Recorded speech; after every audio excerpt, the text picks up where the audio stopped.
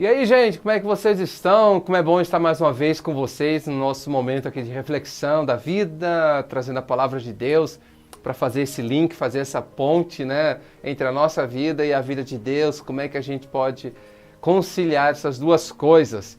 E eu quero trazer algo para vocês que eu quero começar a falar hoje, mas esse assunto vai terminar na próxima semana. Então eu peço para que você fique ligado com a gente, não só essa semana, mas na próxima também, que nós vamos dar uma sequência nesse assunto.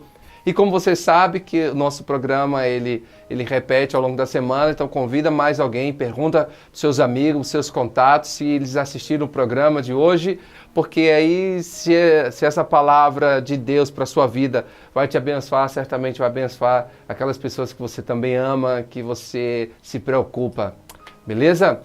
Mas eu quero trazer uma palavra para vocês sobre uma pergunta que eu já vi algumas pessoas me fazerem essa pergunta, né? Assim, por que Jesus teve que vir para o mundo, né?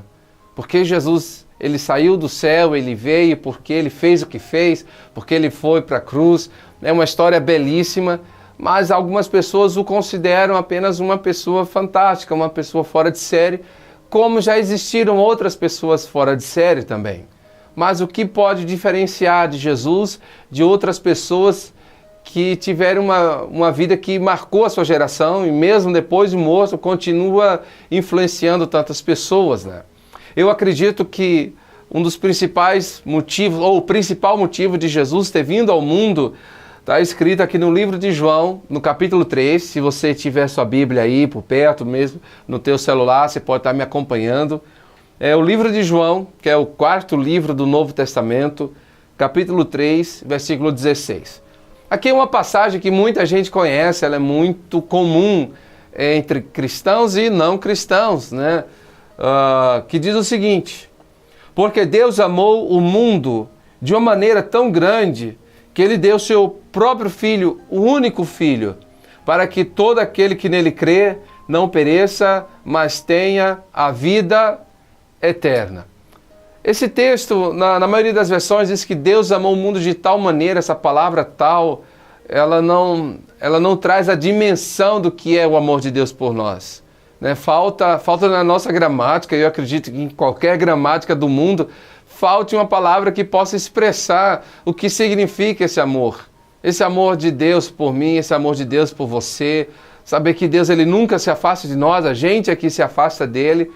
Ele nunca desiste de nós, a gente é que desiste dele. Eu lembro de alguns programas atrás, eu falei que a gente termina provocando certas situações com a nossa teimosia, às vezes por causa do orgulho, a gente não quer ceder, não quer dar o braço a torcer, e a gente insiste, mesmo sabendo que a chance de dar errado é grande, mas a gente vai mesmo assim, e depois que a gente cria um caos, depois que a gente cria um problema, a gente começa a resolver do nosso jeito e tantas vezes que a gente só piora e depois que a gente não sabe mais o que fazer, não sabe mais a quem recorrer, aí a gente começa a culpar Deus. Deus, onde é que o Senhor estava?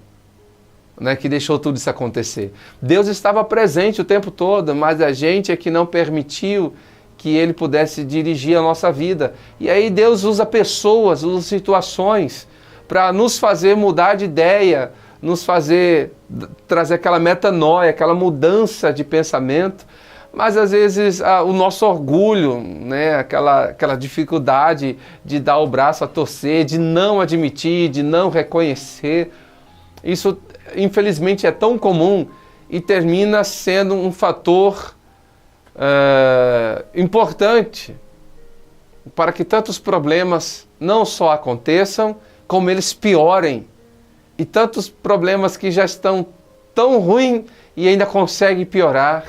E a gente tem uma tendência de sempre botar a culpa em alguém, né?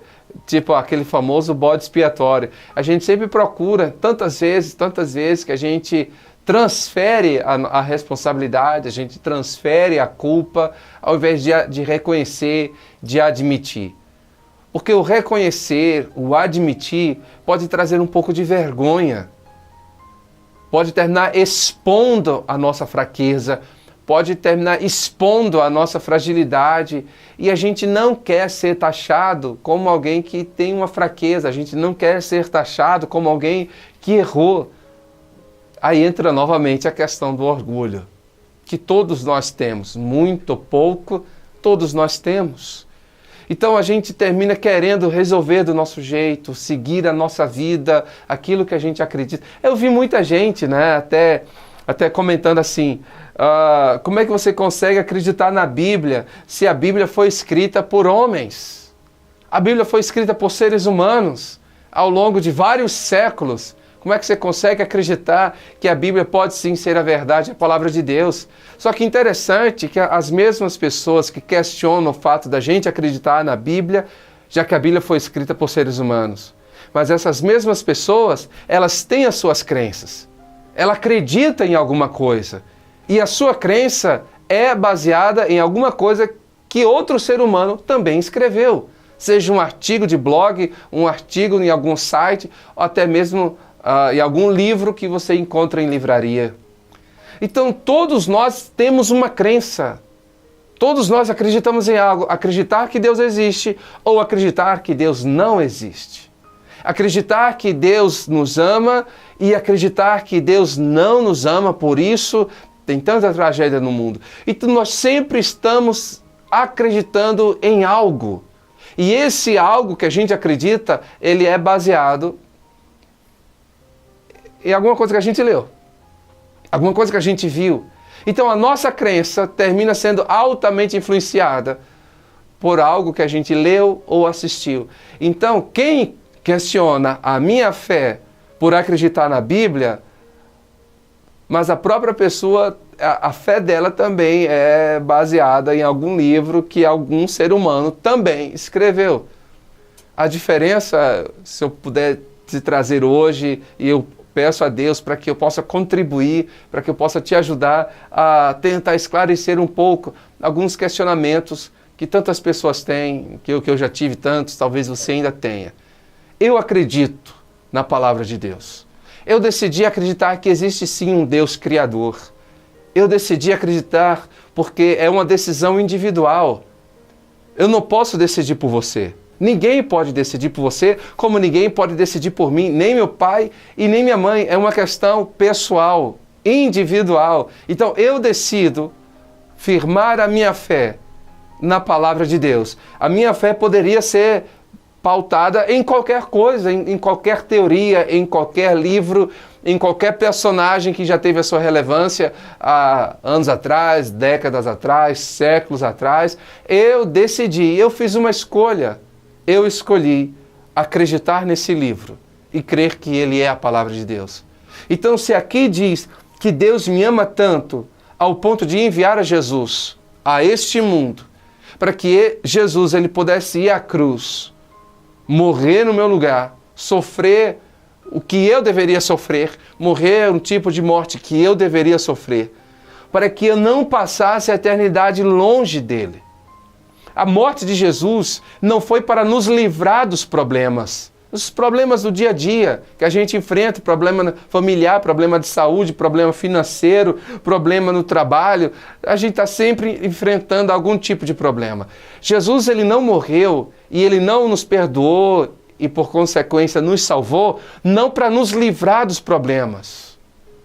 Porque ele disse, no mundo vocês irão passar aflições como qualquer ser humano.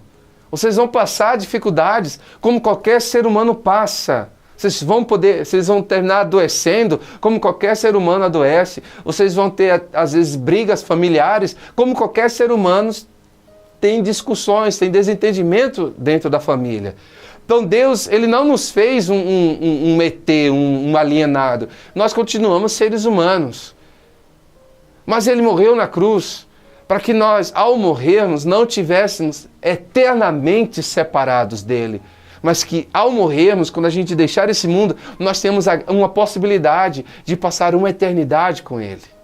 Mas enquanto nós estamos aqui, ele promete que ele estaria conosco todos os dias, nos fortalecendo, nos dando vitória, nos guiando. E se ele dá vitória, é porque há uma guerra. Se ele dá vitória, é porque há uma batalha. Então a gente enfrenta guerras ao ao longo do nosso dia a dia. Dentro do comércio, a gente pode ver quantas pessoas estão assim, eu não quero demitir meus funcionários, mas eu mal tenho clientes para entrar aqui no meu estabelecimento, para adquirir os meus produtos. E como é que eu vou sobreviver? Como é que eu vou pagar o aluguel? Como é que eu vou pagar os funcionários que têm carteira assinada? Como é que eu vou repor mercadoria? Como é que eu vou conseguir pagar as faturas, as notas que estão vindo aí, os cartões de crédito que eu tive que passar? Então a gente passa por lutas, a gente passa por batalhas. É por isso que Jesus disse que Ele nos daria vitória. Mas essa vitória que Ele nos dá está baseada na nossa fé nele. É admitir que eu preciso dele. Eu creio que Ele existe e que Ele pode me dar vitória não apenas no meu financeiro, não apenas no meu ambiente familiar, porque o financeiro a gente pode entrar em falência hoje, mas começar a recuperar o dinheiro amanhã. Os bens materiais, eles vêm e vão, a gente perde e recupera. Então os bens materiais são importantes, mas ele não é o mais importante. O mais importante para nós é, depois que eu morrer, aonde eu vou passar a minha eternidade. E a Bíblia diz que nós fomos separados dele. E o que foi que nos separou ao ponto dele enviar Jesus ao mundo? E eu quero ler com vocês no livro de Romanos, o capítulo 3 e o versículo 23. Abre comigo lá no livro de Romanos, capítulo 3. Fica pouco depois aí de João, está aberto em João. Depois de João tem Atos, depois de Atos tem Romanos, capítulo 3, versículo 23. O motivo da gente ter sido separado dele, não é culpa dele. Mas ele, mesmo sem ser o culpado, ele fez questão de trazer uma solução para nós. E Romanos 3, 23 diz o seguinte: porque todos os seres humanos pecaram, todos, sem exceção. Não existe ser humano que não erre. Não existe ser humano perfeito. Todos pecaram, todos erraram. E por causa disso, nós fomos tirados da presença de Deus. As nossas escolhas. O mesmo livro de Romanos, capítulo 6, versículo 23.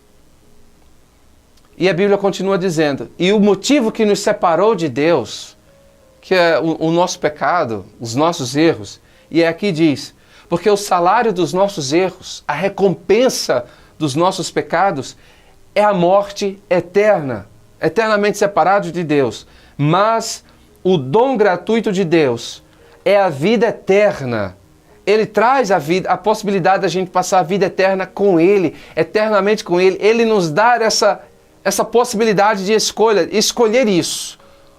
E Ele nos deu essa escolha, enviando Jesus para ser o nosso Senhor e para ser o nosso Salvador.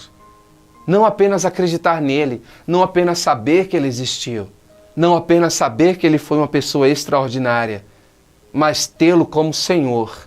E quem é Senhor? Senhor é aquele que é o dono, é aquele que manda, é aquele que dá a última palavra. Que na minha vida e na sua vida, Jesus ele não venha a ser apenas uma pessoa que a gente tanto admira, seu exemplo de vida, mas que ele para nós venha a ser esse Senhor, o dono da nossa vida, né? Ser propriedade dele e ele ser o nosso dono, aquele que dá a última palavra em todos os assuntos, em todas as áreas da nossa vida. As nossas decisões, os nossos erros, as nossas escolhas nos tiraram de Deus, mas Deus nos amou tanto que mesmo que ele não tenha tido culpa nenhuma nisso, ele fez questão de trazer uma solução. E a solução só encontramos em Jesus. Essa foi a grande demonstração de amor de Deus por nós.